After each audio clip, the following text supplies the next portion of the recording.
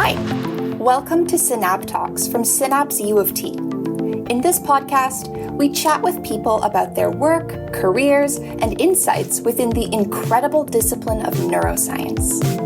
In this episode, Arthi and Vanessa meet with Viviana Caro. Viviana is a neuroscience-informed artist and the co-founder of Neuromance. We filmed this episode in April 2024. However, the ideas in our conversations are timeless. Enjoy!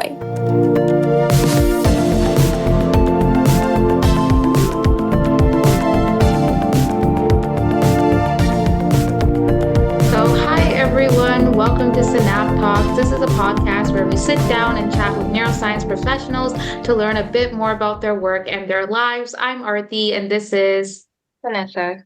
And today we're joined by Viviana. And Viviana is the co-founder of Neuromance and is a neuroaesthetics immersive experience designer with over 5 years of experience at the intersection of art and science and design. So Viviana, we're so excited to have you here today. How are you? I'm very good, thank you. Very happy to have sun finally here in London today. We're so excited to have you here today. So can you maybe tell us a bit about yourself and your background? Yeah, for sure. And thank you so much for welcoming me here. So I'm from Colombia. I left Colombia a long time ago. I moved to Spain. In Spain, I studied psychology. The thing is that I studied psychology because I wanted to study art, but I couldn't afford it because it's like, okay, if I study just art, I don't know how I'm gonna earn my life in the future. So I ended up studying psychology, but I also was studying different things at the same time related to the arts. And also during my degree, I was doing theater of the oppressed or different art mediums as well, exploring different art mediums. Then I was a bit confused because after studying psychology in Spain, you should be a therapist or maybe go to work in marketing or something related to human resources or these kind of admin jobs. And it wasn't very appealing for me. So some friends came to London to visit us or to visit me in Barcelona. And they told me about these programs at Goldsmiths, University of London. So I checked it out and I realized that, maybe they have the right program for me. And it was when I found neuroaesthetics and that changed my life.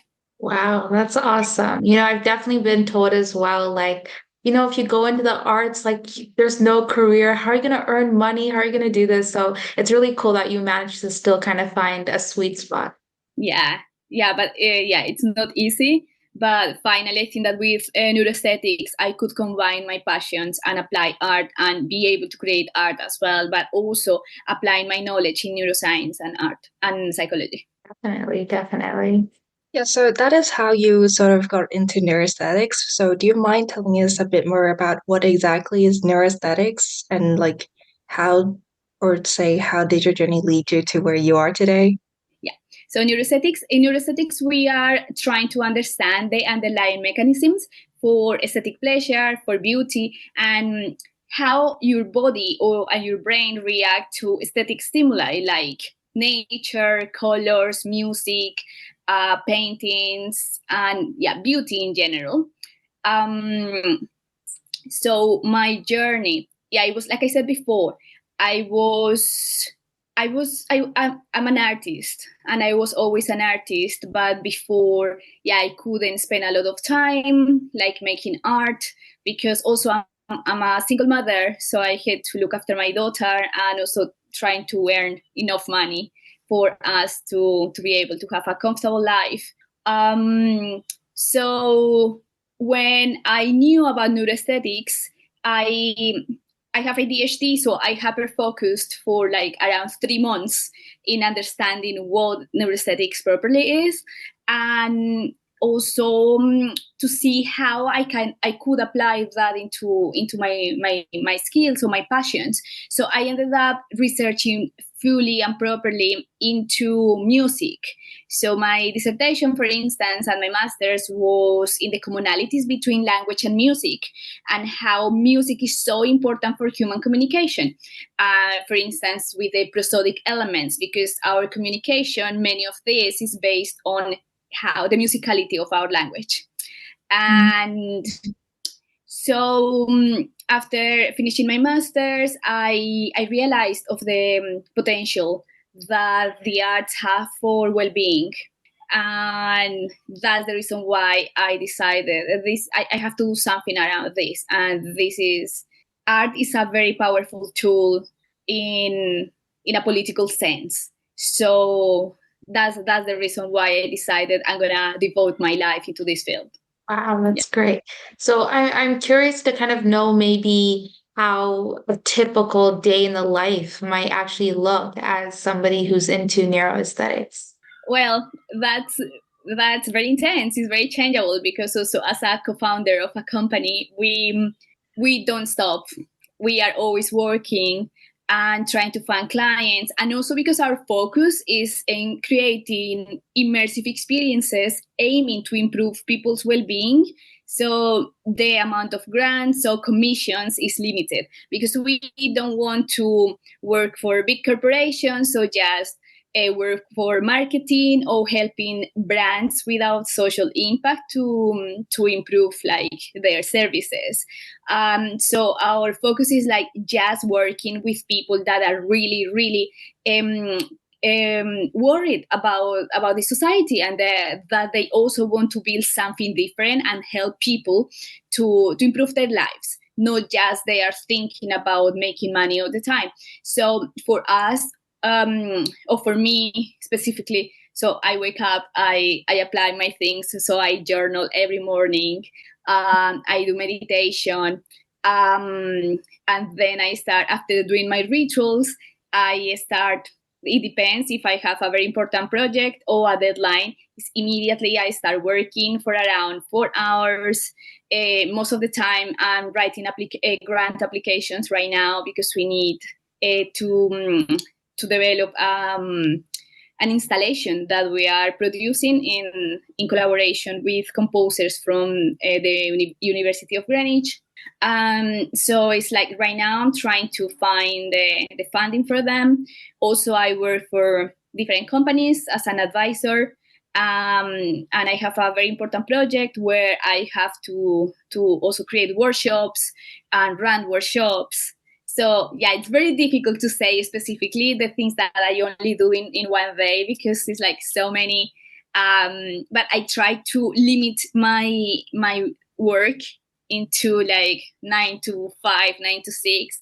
And then after I go to yoga or kickboxing, or to enjoy a gig or the cinema or something like that. Wow, that's nice. I like that you kind of have that work-life balance, and you still kind of do something fun afterwards, or even before you start your day, you kind of meditate. I feel like I suck at doing that. It's definitely something that I need to kind of work on, especially, I feel like university students can kind of relate to this, right? You wake up and you're just like, okay, I just need to do this long list of things and then just go to bed at like 3 a.m. So it's awesome to hear that, despite being a co-founder, you still manage to get that balance in. It's difficult. It's very difficult. Yeah. And yeah, I remember my days as a student. It's like you don't have boundaries, because you just have all this work, have to do it. And also, yeah, I think that they don't teach us properly how to manage our time efficiently. So it's not about quantity, it's more about quality. Very true. Yeah, your Very experience true. definitely. Yeah, your experience definitely sounds very exciting, and I'm sure you find it really fulfilling.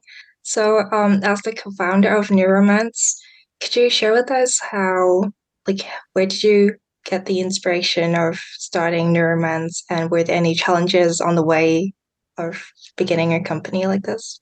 Yeah, so I think that the inspiration came from attending to a lot of events and going to exhibitions every month, every week practically I go. But I never, so the majority of people that were attending these kind of events were people maybe like me, or weren't people like that they don't belong to the majority. So for me, it was like, this is great that these people are experiencing this art, but there are so many people who could benefit from the power of the arts, and they don't have access to these places or to these experiences because maybe they feel like they are far away, or the art is not for them, or they don't feel comfortable going to museums, or they don't understand like why they should spend their Sundays going to a gallery instead of doing some other things. So I'm coming from a very humble background, and I know the pain and the needs of people who maybe they are not into the middle class or upper class part of the society. So I completely understand how all these kind of art experiences would benefit them. So every time that I create something, is thinking about these kind of people, the kind of people that I grew up with, and how their lives could change significantly just by small changes, small like rituals, so small changes in their habits, and that can be achieved by engaging with art. So for me, it's like I know the potential of art to improve people's well-being, and yeah, I'm committed with my business partner to create this. My business partner is a person from Finland, and she also has a lot of like social consciousness, and yeah, we are like very driven by the desire of trying to make the society a little bit better. Wow, that is awesome and very inspiring. I feel like it's kind of rare to see people actually bridging the gap between, those that may be kind of not in the middle class or not in the kind of higher class. So that's awesome. But I am curious to know what led to the name Neuromance. What does that mean? Yeah, so it's more like usually we are cognitively very aware of many things that are happening around us, but we don't embody this knowledge. So for us, it was like neuro for neuroscience, neuroaesthetics, and the romance, it was like this kind of match or engagement between brain and body. So this like a romance, like a partnership or something like that between brain and body, because there is always like this dissonance between, yeah, I think that I'm these kind of things, but I feel like I'm not that. So how we can move people to just think, to properly feel. Wow. Okay. That was completely like, I thought kind of Neuromance was just like a fun little finicky name, but I didn't realize there was actually that component to it. So that's really cool. So I'm curious also to know kind of what role do you believe art and design plays in enhancing well-being and fostering human connections? Well, this is very important because engaging with art can arouse curiosity, can make us to feel different, can make us to learn things in a different way. For me, especially, imagination is something that can be really, really triggered by art and by specific kind of design, especially this design that is used to impact in different senses. So, for example, when people they are aware of the power of creativity and they understand that everybody can be creative and imaginative, they can start shaping different narratives and different realities for themselves. Because I think that all of us have experienced this kind of things, that we can imagine something and your body gets altered immediately. So when you have anxiety, it's because you are imagining things and you are worried about the future, imagining different outcomes for your reality. So maybe not very positive. So maybe if we use this power that we have for imagination, we can foster different things for our future. And I have experienced these things in myself, on my own skin, and I have witnessed the power of creativity and imagination. And just not just me, it's like full of all this anecdotal evidence. And yeah, so art and design, they can inspire people. And also now I'm aware that many architecture studios, so many design companies, they are designing places thinking about people's well-being, because just by colors or shapes or the disposition of the furniture around your house, you can change the way you relate with yourself, with the others. You can create spaces, physical spaces that make you feel more relaxed, make you feel safe, calm. This is the first step for making people to improve their interoceptive awareness. When you have more interoceptive awareness, you can be more emotionally intelligent, because you are understanding what is happening in your body, and you can look after yourself, and therefore you can maybe display more pro-social behaviors as well. Yeah, I really appreciate the very thoughtful response that you just gave. And with all the social implications that art has to people's lives, and especially what your company is trying to achieve, how do you think that you are able to navigate the socio-political context of the arts in your work, and why or how is it important to you? Yeah. So our dream is to try to democratize art. So our biggest inspiration is this man, this German person, Joseph Beuys. He wanted to open the doors of the artistic circles to everybody. He considered that art should be accessible for every single person in the society, because he was aware of the political element of the art. So based in all these political power, and in also our own like vision and values,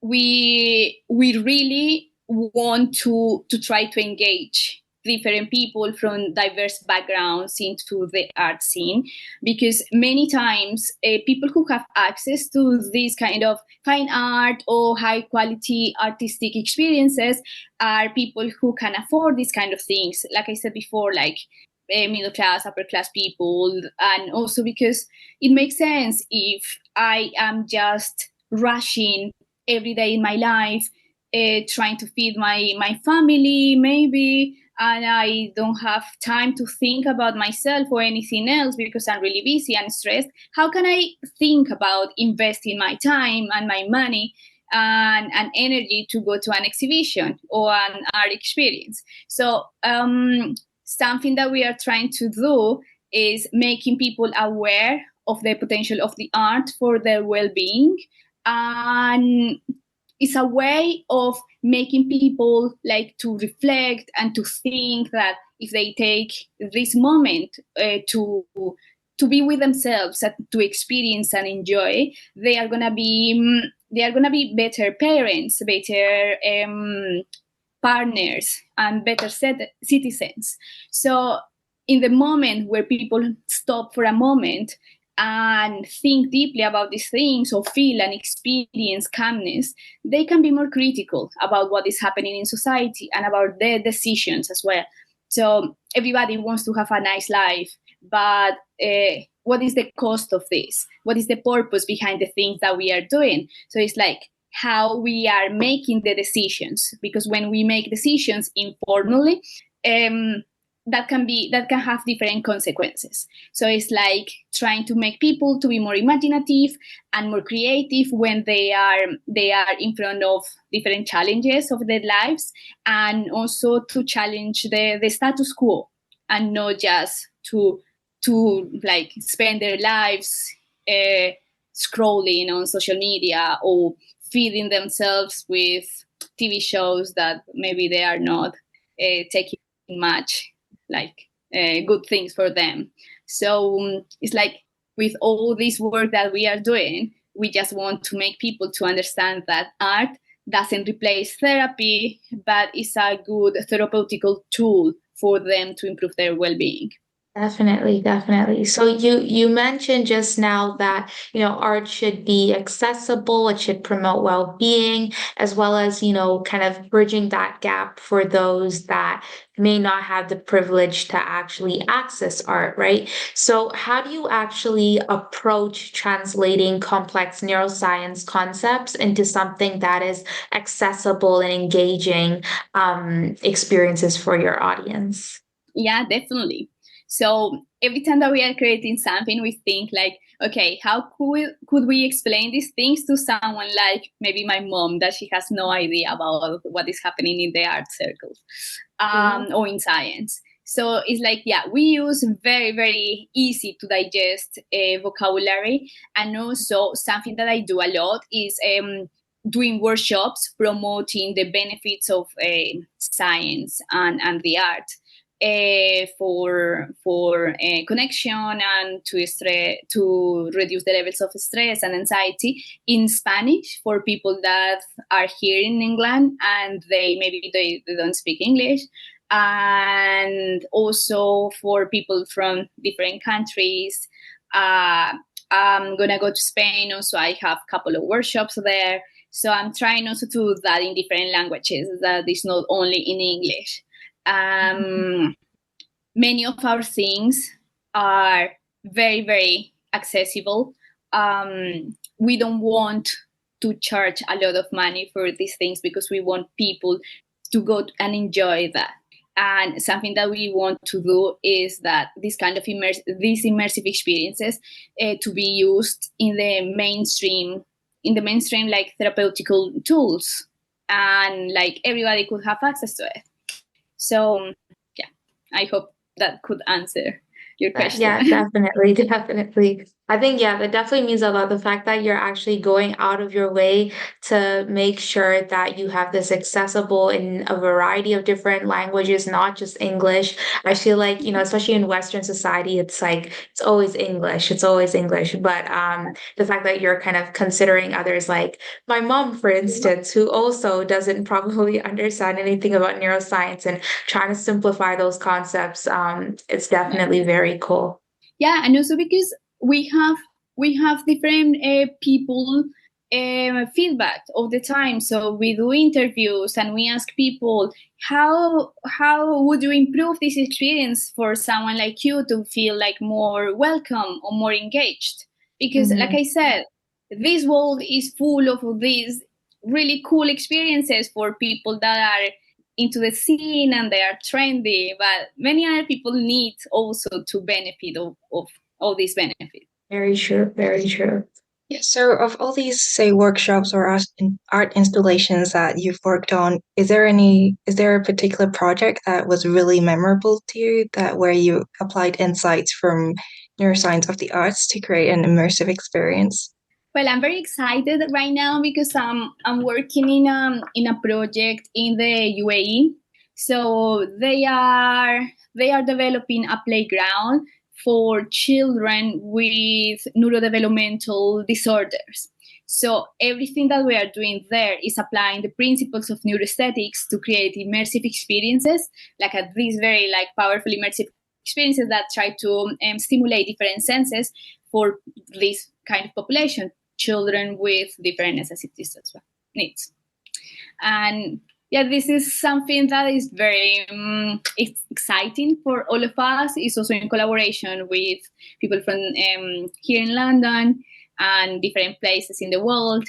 And that's gonna be like a before and after in this kind of field, because it's gonna be a place where we can get data in real life of the benefits of all these immersive experiences. We are going to measure the physiological and psychological changes that we observed, and also we are applying the principles of neuroaesthetics in the services that we are offering. Oh yeah, and I'm advising, so I say we, yeah, it's their project.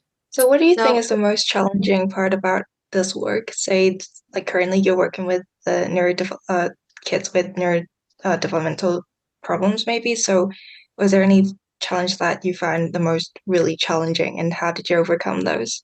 Yeah, it's very challenging because although I'm a neurodivergent person, I don't properly understand what are the proper needs that these people have. Also, for me, it's quite challenging because I don't speak the language, so we have to use translators, and it's a new different world for me. Working with people with different needs is a lot of responsibility as well, because we just can't say, okay, let's create this because this is beautiful. We have to be very thorough all the time of, maybe this is going to be really overwhelming for this kind of people, so we have to be careful in every decision. So we always have to involve different professionals, people that work in field with them, researchers into properly different kind of disorders, and just doing a lot of research with the different populations and listening to them and gather feedback. So yeah, that's gonna take a lot of time, but in the moment that we have enough data and we start properly applying this there in this project, we are gonna have enough information to maybe to share this information with other companies that want to do something similar, which is also something very related to the things that I'm doing here in London with my company, because we are trying to create a framework which is going to be an open source for different companies, that they also create immersive experiences, apply this into their services. So the benefits of immersive experiences is incredible, but for me, it's quite problematic when you do these kind of projects just by the sake of doing it and focusing in just mere entertainment and just making people to spend their money. So it's like, okay, you can make all these things, but also on top of that, you can add the social component, and you can help people also at the same time to be more connected to themselves. So yeah, we want this to be like something that can inspire other people, although if social impact is not the main thing in their agenda, but at least it's like, you can do this as well. All of us can do it. Definitely. So since we have you here, we might as well try and get some exclusive info.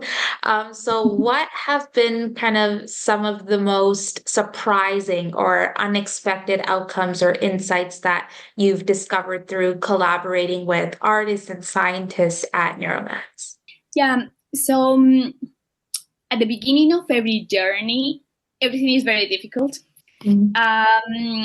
For us, at the beginning, we were trying to focus in many different things. Like we know a lot of people in the field of neuroaesthetics that they are doing amazing research. They are gathering like incredible information. But the thing is that most of the times, people that are in academia, they don't know how to apply these kind of insights in real life.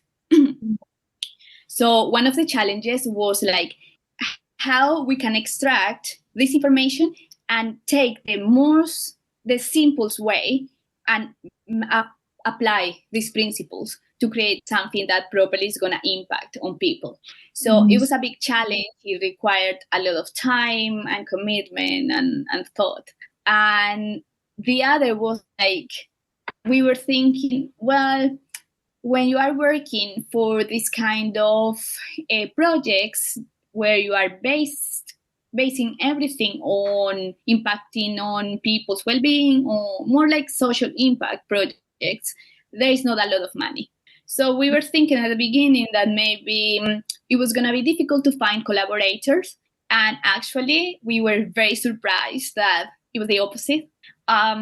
People, I think that everybody, or most people, they need a purpose in life. Many people, they don't know how to properly apply or where to go, and they just follow the things that are easy, like, okay, I'm gonna do this kind of research or this kind of job because this is what is happening right now, but they don't like question or properly like think why I'm doing this kind of things. But then when someone comes with all these ideas about, okay, you can apply your skills into these kind of things that are going to benefit at least your local community, people like they say, yeah, they active and they want to collaborate. So for us, yeah, it was very beautiful to see like how even in the absence of big amounts of money, many artists and researchers, they wanted to collaborate with us. So we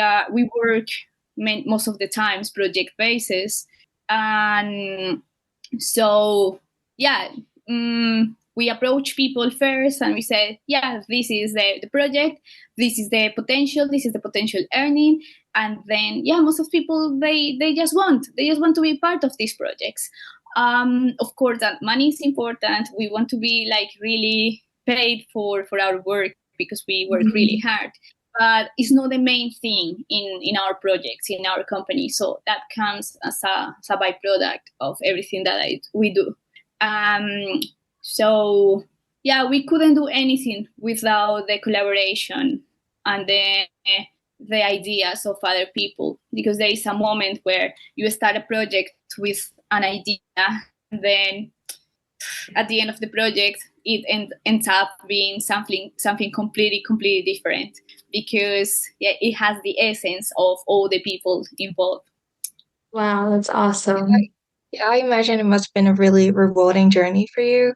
So, and for your audience, say, when you work on these projects, what do you have in mind for your audience to take away from these immersive experience that you're creating for them, both, I guess, intellectually and emotionally?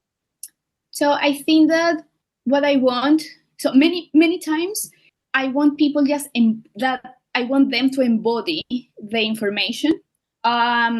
They don't need to rationalize many things. I want them just to feel good, to have a good time, and I want them to go to their houses and share the experience with other people, so we can create like this feedback loop, and we can see like, okay, if this person enjoyed this moment, maybe I can enjoy this as well. So when people experience and feel good when they are exposed to something, they are going to be more open and more curious to understand cognitively what is happening when they are engaging with this kind of experiences. So that's what I want. I want people to be more curious. And the most important thing for any kind of learning, it has to be contextual. So the first step is like feeling, experiencing that deeply, and then like, oh, okay, maybe I want to learn more about this, or no, because many people they don't want to know that, but they want to repeat the experience. And I am very, very aware of the power of immersive art experiences in people, because also even if you go only once to an event like this, the ones that we create, you can expand your life until like maybe 10 years. So yeah, this is very important. I want people to feel good, to feel happier, and to reduce their levels of stress, and to try to forget a little bit about their problems and find different ways of connecting with themselves. Definitely. I think curiosity is something that we need a lot more generally, whether it be in school or society. I think that's a really good foundation point for where, learning happens. But speaking of curiosity, how do you maybe envision the future of immersive art experiences evolving? So there is a lot of potential. Now with all the new technology, we can create spaces that properly maybe mimic nature, also with VR. But yeah, I don't want people just to engage in digital experiences. That's the reason we are doing something like it's more like trying to connect more with touching and feeling in a different way.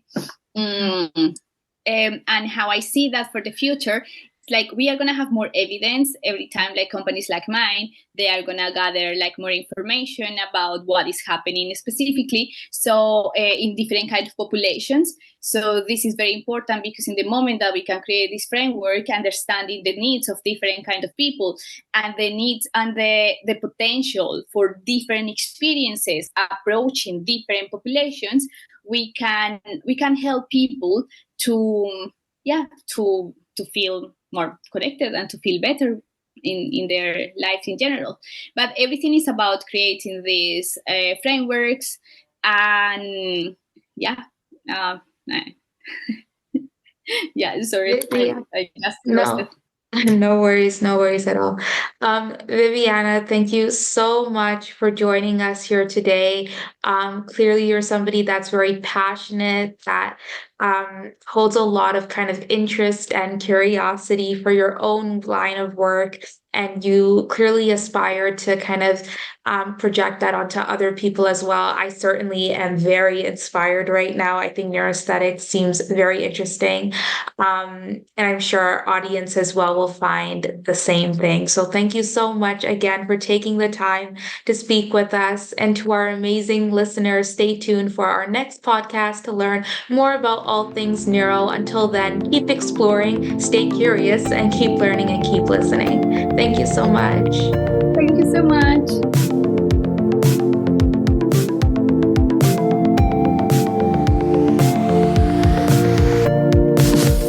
That's it for today, folks.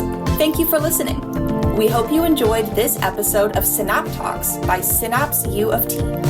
By the way, the marvelous music that plays at the start and end of the episode is called Arcade by Artur Aravidi.